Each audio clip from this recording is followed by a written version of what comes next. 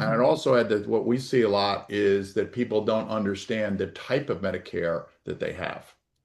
And if you ask social workers in hospitals and skilled nursing, they may not say this in public, but when you come in later in life with Medicaid, Medicare Advantage, the limits of that type of policy impacts the type of care or the length of care that you're going to get. And you need to know that. And that's why we recommend to people that they get, they look at their insurance annually in that open enrollment period because your health need changes. You're 65, yeah, Medicare Advantage makes a lot of sense and it works. But as health And it's affordable. It's more affordable for people. exactly, but at some point your health needs, what you're asking of the system would demand you to move, it would suit you better to move on to a different policy. Yeah. And if it comes to a point where, those other policies that give you more choice and are a bit more liberal in the way that they approve benefits is just not sustainable or not affordable for you, potentially Medicaid is an opportunity to explore. So doing Medicaid planning again in advance is important. Ariel, you want to talk with us a little bit about that? Sure. So Parker?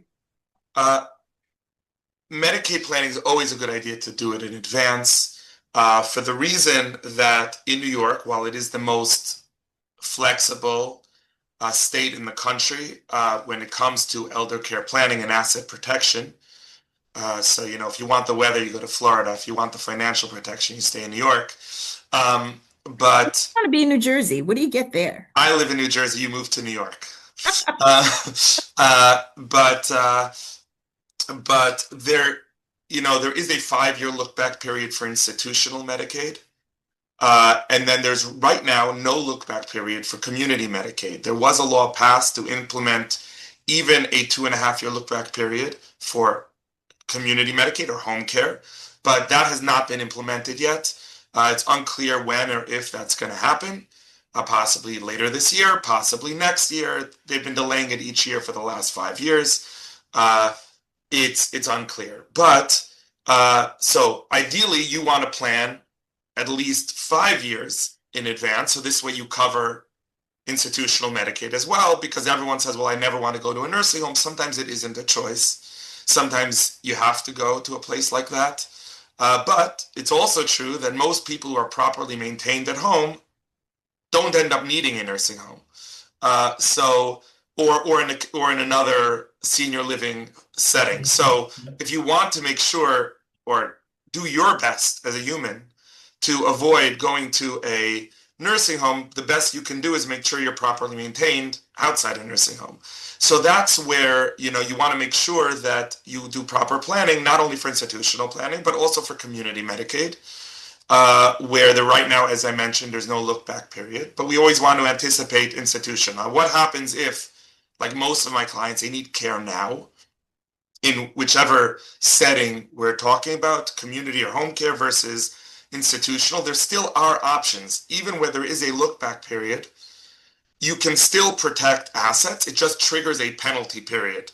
So if the nursing home tells you, well, after you spend down all your money, you'll get on Medicaid, that is true, but not the optimal choice often for the applicant, for the potential resident of that facility. There are ways to qualify for Medicaid with a penalty period, which means you can protect significantly more than just the amount below the Medicaid threshold, which is what the facility wants you to do, because that means you're going to spend more in private pay. So there are options, ideally in advance, but can also be done even in a crisis situation. And it's also important, kind of in a situation, kind of as we discussed, home advanced directives, power of attorney, and healthcare proxy. People are like, oh, I don't want to give up control. You have, again, there is, it isn't easy. None of this is easy. It's not easy to think about illness and mortality. But if you're going to do it and you want to protect your assets so that you're not paying it to a nursing home unnecessarily, you want to empower your children, empower your family members so that they can help protect you. So it's more autonomy for you, because at the end of the day, if someone were to tell you, Do you want to leave your money to the government? Do you want to leave your money to a nursing home? Or do you want to leave your money to your kids and your family or the people you care about? You'll probably choose the latter. And that's, it takes time for people to come around to that. But the earlier you come around to that, the better off you typically are. I Because you think part can of the stumbling protect more, part of right? the stumbling block, I think, is that people who do see Medicaid planning as the equivalent of Medicaid application. And I think if used properly, you're doing the Medicaid planning, as Ariel said, 5 years in advance. It doesn't commit you to going to Medicaid. It doesn't commit you to going to a skilled nursing facility. It doesn't commit you to anything. It just gets your ducks in a row so that, again, to Ariel's point about what are your wishes? What did you want to happen when you needed care or you were towards the end of the life? And you've teed it up. So there is stuff that's put aside for grandkids' education or to help with a house or to leave legacy or whatever. But even somebody as good as Ariel is going to have a tough time maximizing that if you come to them and you're in the direct application mode. Yeah. And that's what we tell people. This is an insurance policy. You purchase, hopefully you did, likely you didn't, purchase long-term care insurance. Nowadays, it's not as great as it used to be. But any kind of insurance is you're planning for a crisis that hopefully will never occur. And that's what I view elder care planning or asset protection planning as well. You're creating a plan so that you could potentially still provide for those other things that you want to provide for, whether it's graduations and weddings and things like that. But at the same time, protecting your assets, hoping for an event that will never occur. And it's a one-time investment in the process, hopefully. Sometimes there's follow-up, but it's an investment in a process that will almost invariably pay dividends. But if you're really lucky, and it never does, because you don't need any care, and you're like the people who call and say, well, my father died at 107 in his sleep, and I will too. And I hope that is the case. Then you invested in something you never needed, kind of like any insurance policy, hopefully you ever purchased. Yeah. And But having that's that how I view protection it. protection provides peace of mind too. So Absolutely. you're not worried about it. You mentioned long-term care insurance a minute ago. Would you advise that people purchase a long-term care insurance policy? Okay. Yes, but if you want to get a policy that is at all reasonably priced, you're going to do it early.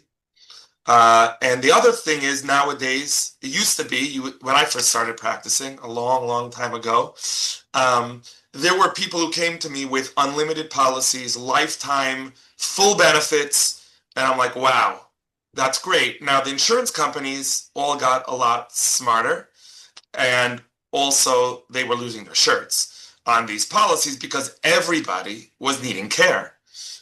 If you're selling a policy where 75% of adults are going to utilize it, you're probably not actuarially sound. And that's what happened with a lot of these insurance companies. They all got out of the business. They're like, this is not worth it. And the companies that stayed in it started developing different models where there are hybrid policies, whole life, whole life, and whole life, forgive me, my phone was ringing, I apologize. Whole life and these hybrid policies where there's a long-term care component to the policy, and those are also more expensive. I don't sell insurance. I can't speak to you about the specifics of these policies, and it's not for this conversation. But there's also long-term care policies, but they're much reduced. They're limited in time duration. They're limited in dollar amount per day. So very often the people who have these policies still need to be thinking about the other planning to supplement it, because a policy that covers $200 a day is not going to cover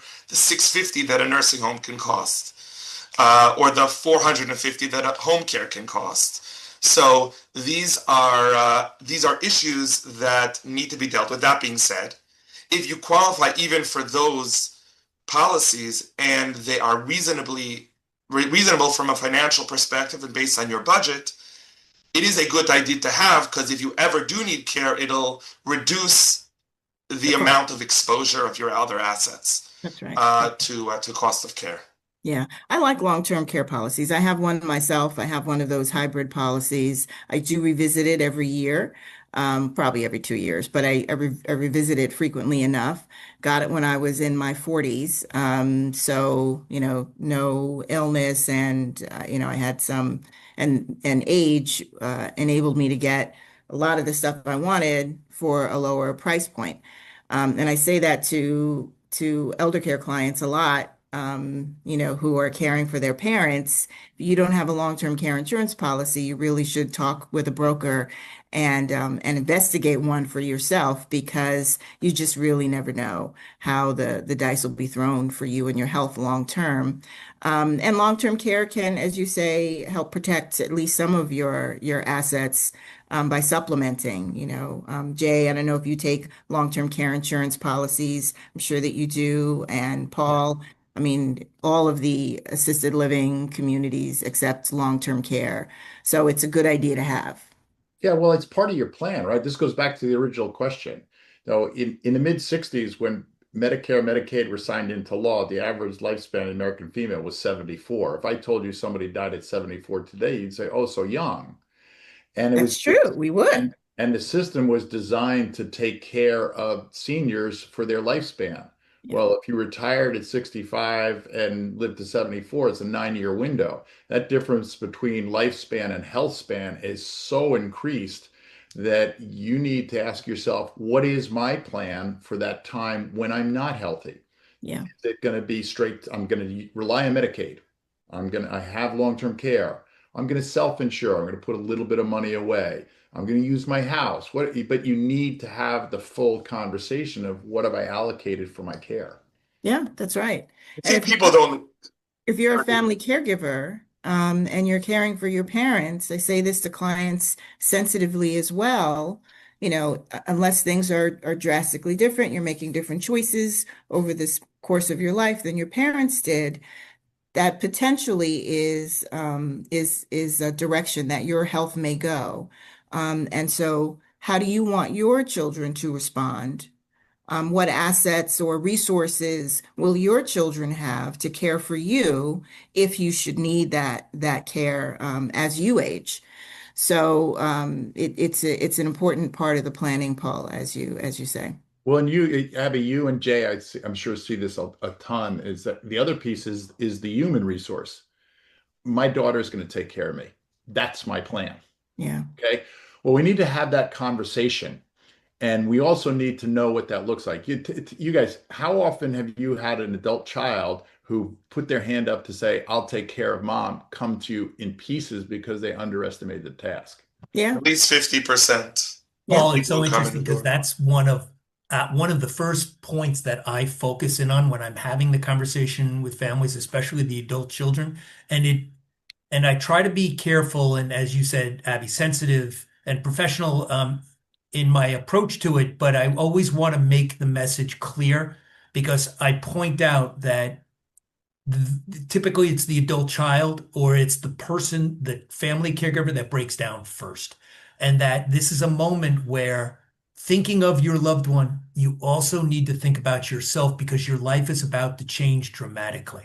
And generationally things have changed, right? Because now there was a time where families lived in multi-generational homes, and I see a little bit of that trend coming back, honestly, but not to the same degree that it used to be in past generations. There's too much geographical separation. Right before we started this conversation, we were talking about our kids and how they're spread all over the United States. So you have geographical separation, you have dual incomes now. Do people work? And there's just not as much time, but you still want your loved one to be cared for. Yeah. And that's the critical part. And it all goes back to the appropriate planning and trying to maintain as much dignity, respect, independence, and control for your older loved one. And I wanted to make a couple points on that. Number one, more often than children taking care of the parents, it's spouses saying, "I'm going to take care of my spouse." And I've seen countless cases where that was the case, and they came to our office and they're like, "No, no, no, no, we're not going to do anything now because if they get sick, I'm going to care for them." And then they did, and then the spouse got sicker than the person they were caring for because it's just too much. It's less likely for that to happen with children, but there's burnout, there's also things you forget you're going to end up doing for your parents that are just very difficult emotionally. So being able to be there for your parent, but also having the care in place can be beneficial to everybody. Yeah. The other thing people don't realize is how expensive life is and care is. And that goes for all of us. Uh, you know, uh, I'm sure Jay, you could speak about what it costs to have an aide 20 years ago versus now. Uh, and everything changes, and as time goes, everything is going to get more expensive. Care for a person could be easy $250,000 a year. You're talking about two spouses. For a lot of people, that's unfathomable. So you really want to think ahead of time as to how you're going to do it, to Paul's point, so that you're not having burnout among the family, and you're also maintaining quality of life and dignity and respect and all those things. Yeah, that's a good point, Ariel. It makes me think about, I've learned a lot from clients over the years as I've been doing this work that I love so much. And people want to care for their loved ones for various reasons, whether it is what's accepted or the norm in a particular culture, or it's just an obligation that they feel that they have to see through, um, or it's that there is no other, or they feel as if there are no other choices. And it can be expensive, not just financially. It can be expensive emotionally. It can be expensive physically. So that I think leads us into the last part of this conversation, and that is, when is it good for people to age in place, and when is it good for us to come up with other options? I'm sure we all have this conversation with families all the time.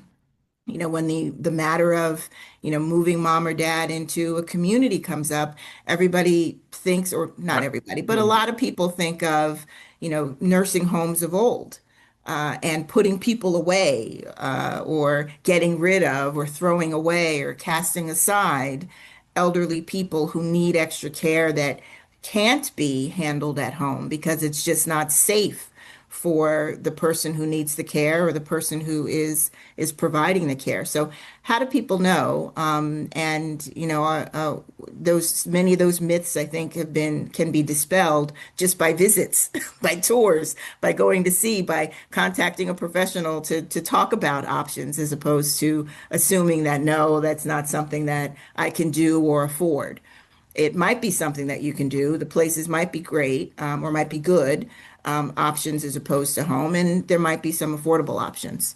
So I'll throw that out there to Paul, since he's our, Well, our resident but senior advisor. writ large, though, I would say I'm going to parse words and say, so aging in place is this slogan that people have as for this desirable state. And I would say to you that rocks age in place. Okay. And that's not what we're going for. We're trying to thrive. And so that doesn't matter what we're talking about, out of home or in home. If you have, Abby, you going in and helping a family, that's one thing, but you have the impact on the lives that you do. And maybe you suggested that Jay and one of his caregivers come in and help a little bit. But if those are the only pieces to what they have, that's a base level, right? Have we talked about enriching the life and making that life putting that person in a position to thrive? So we're making sure that beyond that, that family members or neighbors or other activities are happening to keep this synapses firing? Or are we just relying on, Jay's got some terrific caregivers, but if you're relying on your mom's, psychological, mental, and physical health on one person who's showing up as an hourly worker, that's selling mom short, I think. And I think that whether we're talking about at home or finding a community, it's all the same thing, is what are we doing with the whole environment in which we're living, and what tools do we bring in? Yeah, I would add on, when we go in very open to a scenario. When we first start talking to a family, we want to get a better sense of what is going to be the right next step for this particular situation. And to do that, we need to ask a lot of questions. We need to listen to what they're telling us. So we want to know about their goals and their wants. Then we go in as an agency. We go in and we do what we call a home assessment. I have my nurse go in, and we're evaluating not only the person, the direct care person, right, the cognitive, physical level. We're also evaluating the home environment from a safety standpoint. We would like to, as Paul said, keep people at home and age in place if that's the scenario for them. But it has to be in a safe and appropriate way. And that's not always the case. And that's why I have to say, just to step back a little bit, I really appreciate having the three of you as resources for me and my families, because as much as I want us to always be a solution for a family, we're not always the right solution. And so it may be that because of a physical or financial reason, staying in that particular home or home environment isn't the right. And that's why we're going to then introduce them to, maybe it's you, Abby, or to Paul, to show them even more options, because ultimately we want them to be independent, safe, and happy, because Yeah. that's how they're going to thrive. Right. Right. Yeah. So, I have a number of clients actually who have chosen to stay at home. And then I also have clients who've chosen a community. And I have a couple of clients who have had to transition to nursing home care. But ultimately, wherever they are, families and they themselves want to make sure that they're safe, that they're well cared for, that their assets are not being ruined, that they're in a place that is affordable, where the people are caring for them, and where their lives don't shrink, and they have engagement, they have activities, they have intellectual and emotional stimulation. All of that continues to be important as all of us age. So making sure that to the extent possible that one continues to experience as much of life as possible. And then where can they do that in a place that is safe and healthy for them? And sometimes it's at home, sometimes it's someplace else.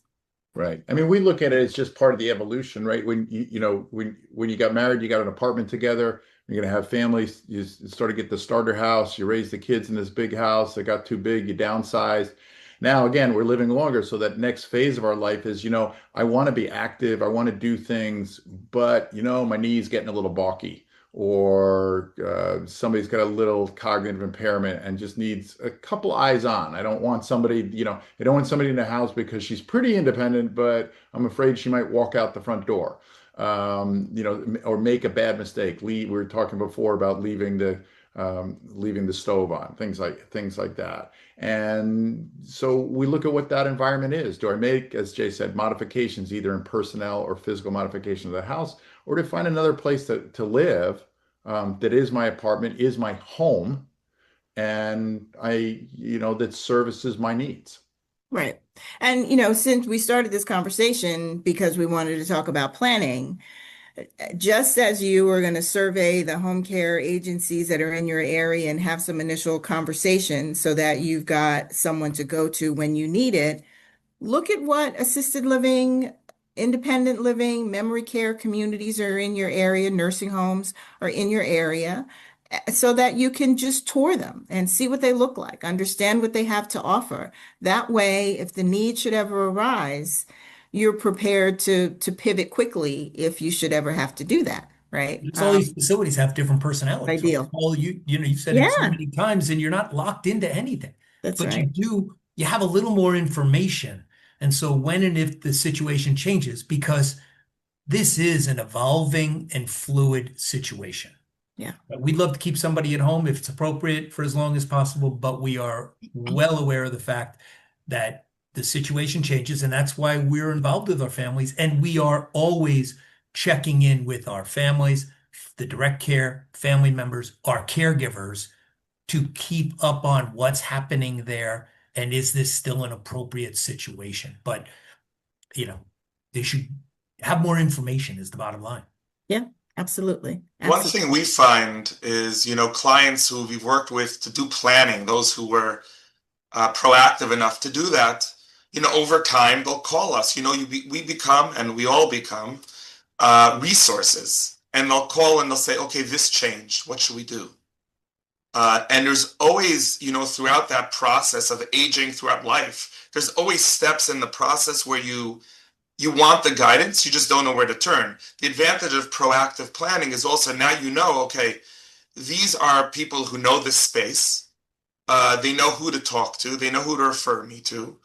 And so that throughout that process of making these decisions, whether it's visiting assisted living facilities or independent living facilities or other senior living options, or the potential for home care, even if it's a few hours a week initially, where you don't need a lot of care, you need someone, a companion, or you need someone to manage medications because they're not doing such a good job, or doctor's appointments. You have these steps where you can call on the people that have helped you to begin with, and pick their brain and touch their network.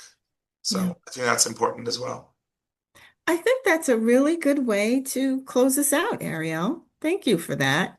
My pleasure. Yeah. So I always enjoy I always enjoy talking to the three of you, whether it's as a group or individually. You always have, I think, something valuable to offer to the conversation. So thanks to everybody who stuck it out with us for this time, talking about planning and decision making. I am Abbe Udochi with Ariel Rosenzweig, Paul Doyle, and Jay Heinlein. We are the Eldercare Alliance, and we are here when you need us for all of your planning and other elder care needs. Thank you, Abby. Thanks, Thank you, Bye-bye. Abby. Here, everybody. Yeah.